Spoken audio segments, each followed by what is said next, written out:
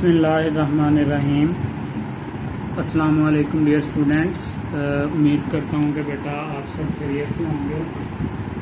10th general science chapter number 7 energy बेटा हमने शुरू किया हुआ। इसके जो लास्ट 2 टॉपिक हैं वो हमारे रहते हैं, इंशाल्लाह वो भी हम जल्दी कवर कर लेंगे। पेज नंबर है आपके पास 104, page number 104 chapter number 7 energy. और जो टॉपिक बेटा आज हम डिस्कस करेंगे वो है न्यूक्लियर फ्यूल हैज़र्ड्स। मतलब जो न्यूक्लियर फ्यूल हम यूज़ करते हैं उसके क्या क्या नुकसान हो सकते हैं और हम उसे किस तरह से बच सकते हैं, वो सारा जो डिटेल डिस्कशन है बेटा वो आज हम इसमें डिस्कस करेंगे। ठीक है, तो सबसे पहली बात तो आप ये देखें बेटा कि आपके पास जो न्यूक्लियर फ्यूल है वो क्या है। तो बेटा the use of nuclear energy for production of electricity in advance countries in increasing day by day. ठीक है, कि जो आपके पास न्यूक्लियर एनर्जी है, use of nuclear energy, use of nuclear energy for the production of electricity is increased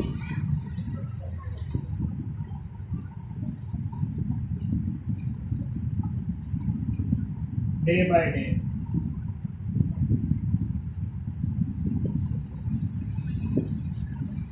क्या मतलब कि बेटा हम शुरू से इस चैप्टर में बात करते आ रहे हैं कि हमारे पास जो एनर्जी की रिक्वायरमेंट है वो बहुत ज़्यादा है, लेकिन एनर्जी की प्रोडक्शन क्या है, बहुत कम है। सो जो बहुत सारे आपके पास एडवांस कंट्रीज हैं वो क्या कर रहे हैं, वो न्यूक्लियर एनर्जी को, जिसमें जो हम न्यूक्लियस से जो एनर्जी है उसको यूज़ करते हुए इलेक्ट्रिसिटी प्रोडक्शन में उसे यूज़ करते हैं। वो क्या हो रही है, दिन ब दिन हम उसे इंक्रीज़ कर रहे हैं। ठीक है, बहुत सारे जो ममालिक हैं वो अब जो है न्यूक्लियर जो एनर्जी है उसको यूज़ करते हुए इलेक्ट्रिसिटी बना रहे हैं, जिसकी वजह से बेटा the possibility of leakage of radiation during the nuclear energy cannot be denied। ठीक है, लीकेज ऑफ रेडिएशन, तो खतरा क्या है, there can be leakage of radiation. मतलब कि उसी न्यूक्लियर से जो रेडिएशन है बेटा वो क्या हो सकती हैं, लीक हो सकती हैं। ठीक है, जब वो रेडिएशन लीक हो जाएंगी तो कहाँ से, radiation means emission of alpha beta and gamma rays from some elements called the radioactive elements. अब ये जो रेडिएशन हैं बेटा ये कौन कौन सी हो सकती हैं, alpha beta and gamma raise. कहाँ से, from the radio active element. Radio active element से मुराद बेटा ऐसा एलिमेंट है जो रेडिएशंस को खारिज करता है। ठीक है, क्लियर हो गया। चलें, अब बेटा ये जो रेडिएशन हैं ये बहुत हार्मफुल हैं। ठीक है, the fuel of nuclear reactor is radioactive। the danger of radiation leakage is always there while storing, handling, using such fuel। मतलब कि जो आप कह सकते हो कि न्यूक्लियर रिएक्टर में जो फ्यूल यूज होता है वो क्या होता है, रेडियो एक्टिव। न्यूक्लियर रिएक्टर में आपको पता है ना कि न्यूक्लियर जो फिशन है उसके प्रोसेस के थ्रू न्यूक्लियर एनर्जी बनाते हैं, हमने डिस्कस किया हुआ है। जो न्यूक्लियर रिएक्टर है उसमें बेटा जी जो फ्यूल यूज होता है वो क्या है, रेडियो एक्टिव है। वो क्या खारिज करता है, रेडिएशन खारिज करता है। अब जब हम उसे स्टोर कर रहे होंगे, ठीक है, यहाँ उसे यूज कर रहे होंगे, यहाँ उसे ट्रांसपोर्ट कर रहे होंगे, तो बेटा जो रेडिएशन है वो क्या हो जाएंगी, लीकेज ऑफ रेडिएशन। ठीक है, मतलब जो वहां पे रेडिएशन है वो लीक होना शुरू हो जाएंगे। जब वो रेडिएशन की लीकेज होगी, the people who are working around reactor are always in danger। ठीक है, तो जो लोग वहां पे बेटा जी काम कर रहे होंगे, people are always in danger, उनको क्या होता है, खतरा होता है। चलें, अब देखते हैं कि ये जो रेडिएशन है ये किस तरह से काम करती हैं। Radiation has capacity to change the structure of cell, tissue and genes of living bodies by their impact with them. अब यही जो रेडिएशन है ये क्या करती हैं आपके पास, radiation can alter the structure, मतलब कैन क्या चेंज कर सकती हैं? स्ट्रक्चर ऑफ सेल,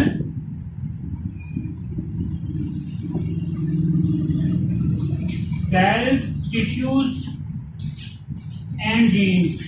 बेटा इन सबके स्ट्रक्चर को जब ये क्या कर देंगी, चेंज कर देंगी, तो फिर क्या होगा? This can cause skin disease and cancer. ठीक है, तो इन रेडिएशन से बेटा स्किन डिजीज मतलब जो जिल्द की बीमारियां हैं वो कॉज हो रही हैं, स्किन डिजीज एंड कैंसर, और जिससे बेटा जी आपके पास कैंसर भी कॉज होता है। क्लियर हो गया? चलें जी। Even a small incident in a nuclear reactor could be very disastrous। ठीक है, मतलब कि न्यूक्लियर रिएक्टर में अगर छोटी सी भी कोई मिसहैप हो जाए तो उसका जो खुमियाजा है हमें बेटा वो बहुत ज्यादा जो नुकसान में भुगतना पड़ता है। ठीक हो गया? चलें, इसी तरह की हमारे पास एक एग्जांपल है कि किस तरह से जो न्यूक्लियर रिएक्टर में अगर कोई डिजास्टर आ जाए तो क्या होता है आपके पास। यहाँ तक बेटा क्लियर है कि किस तरह से जो इलेक्ट्रिसिटी की प्रोडक्शन में हम न्यूक्लियर एनर्जी को यूज कर रहे हैं, दिन ब दिन वो इंक्रीज हो रहा है, जिसकी वजह से जो रेडिएशन हैं उनके लीक होने का खतरा है। जैसे ही वो जो रेडिएशन हैं वो ह्यूमंस के लिए भी और दूसरे एनिमल्स के लिए भी बहुत ज्यादा हार्मफुल हैं, वो स्किन कैंसर भी कॉज कर रही हैं, और इसके अलावा जो दूसरी स्किन डिजीजेज हैं बेटा जी उनमें भी वो उनको कॉज करने अपना रोल प्ले कर रहे हैं। ठीक है, अब डिजास्टर एक in 1986 the cooling system of reactor in Russia failed। ठीक है, in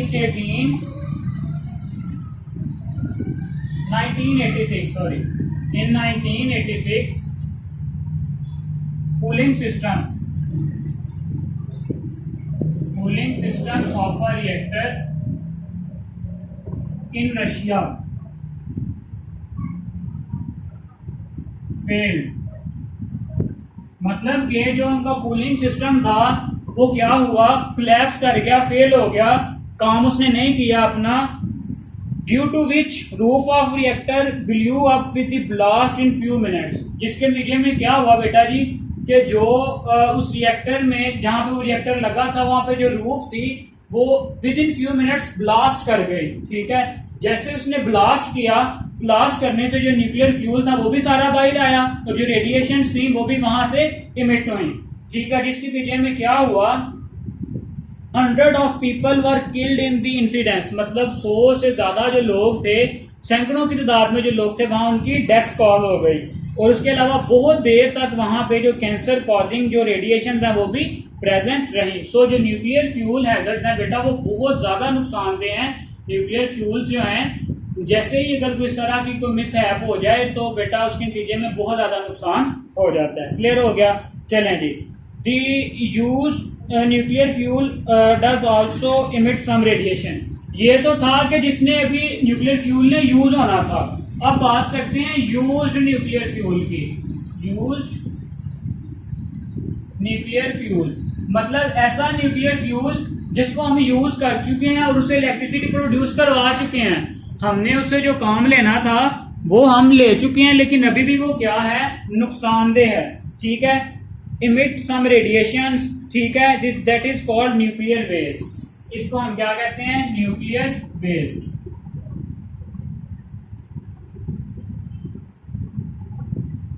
अब ये जो न्यूक्लियर वेस्ट है ये भी क्या इमिट करता है? डिफरेंट टाइप्स की जो रेडिएशन हैं ये क्या कर सकता है? इमिट कर सकता है। ठीक है, चलें जी। The disposal of nuclear waste is very necessary for safety against radiation। अब इसका हल क्या है कि जो न्यूक्लियर वेस्ट है इसको अच्छे तरीके से डिस्पोज किया जाए। ठीक है, इसको अच्छे तरीके से डिस्पोज किया जाए। अब डिस्पोज किस तरह से कर सकते हैं? Different ways are adopted for this purpose. The method including dumping of nuclear waste in tunnel deep under the earth. ठीक है, अब कौन कौन से मेथड हैं? मेथड्स किसके लिए? Methods for disposal of nuclear waste. पहला हम क्या करते हैं? डंप कर देते हैं, दबा देते हैं। डंपिंग ऑफ न्यूक्लियर वेस्ट जो ज़मीन में नीचे जाके बहुत सारी हमने टनल्स बनाई हुई हैं, सुरंगें बनाई हुई हैं, उन सुरंगों में हम पहले क्या करते हैं, इस न्यूक्लियर वेस्ट को पैक करते हैं। ठीक है, पैक करने के बाद उन जो गहरी सुरंगें हैं समंदर में, हम वहां पे क्या कर देते हैं, इसे फेंक देते हैं। ठीक है, nuclear waste in tunnel deep under the earth and stored in the sealed container at the bottom of the sea. ठीक है, but no method is considered to be completely safe. अब क्या है, या तो हम ऐसा करते हैं कि इन्हें टनल्स में दबा देते हैं, या जो हमारे पास सील्ड कंटेनर्स होते हैं, ठीक है, सील्ड कंटेनर्स में डाल के हम इन्हें समंदर में क्या कर लेते हैं, स्टोर कर लेते हैं। लेकिन ये दोनों के दोनों प्रोसेस हैं, दोनों के दोनों मेथड हैं बेटा, ये सेफ नहीं है, 100% सेफ नहीं है। ठीक है, अब इसके लिए डिफरेंट तरह की सजेशंस हैं। ठीक है, पहली सजेशन क्या है, material should be stored after fusing it into glass blocks. ठीक है, अब यहाँ पे सजेशंस की बात करते हैं कि जो डिफरेंट तरह की सजेशंस हैं वो क्या हैं। तो यहाँ पे जो पहली सजेशन है वो ये है कि पहले हम मटेरियल को क्या करें, फ्यूज करें, जिसके साथ ग्लास ब्लॉक। ठीक है, nuclear waste be filled in rocket and sent to the space and the other planets.